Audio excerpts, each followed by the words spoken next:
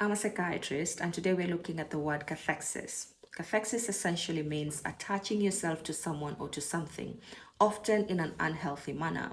So, when you're attaching yourself to someone, it means you're investing parts of yourself on them. You are cathecting on them. You're investing your time, you're investing your energy, your emotions, your resources, mentally, psychologically, and all other things that you can invest on.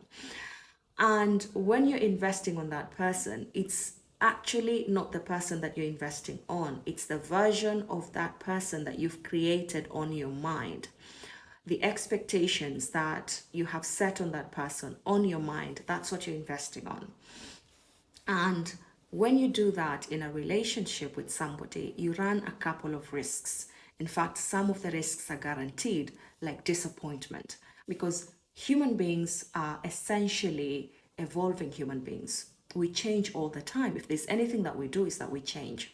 We change our minds, we change our choices, we change our decisions, we change. And so when you're attaching yourself to that version of the person that you've met, then the risk of being disappointment is absolutely guaranteed. So when you're getting into a relationship, these are the things that you should expect at the back of your mind. They should not come as a surprise.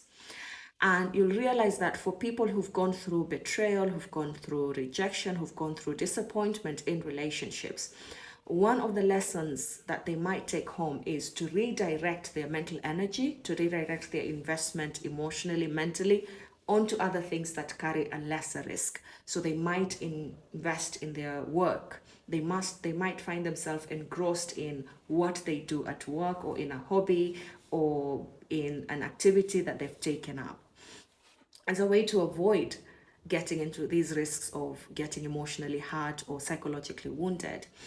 And I think there's a very good piece of advice that Albert Einstein gave us. He said that if you want to live a happy life, tie it to a goal, not to people or things. Because even for things, if you buy a phone that you're really attached to, it can break. So you run the risk of having to get disappointed when that phone breaks. If you buy a car and you attach yourself to that car, you run the risk of getting emotionally hurt. So if you want to look at why your life is not the way you want it to be, it's not satisfying you, it's not fulfilling, look at the things or the people you've attached yourself to. Look at the places where you're investing your emotional energy, your mental energy, your spiritual energy to, and that will help you understand where the pain or the lack of satisfaction is coming from.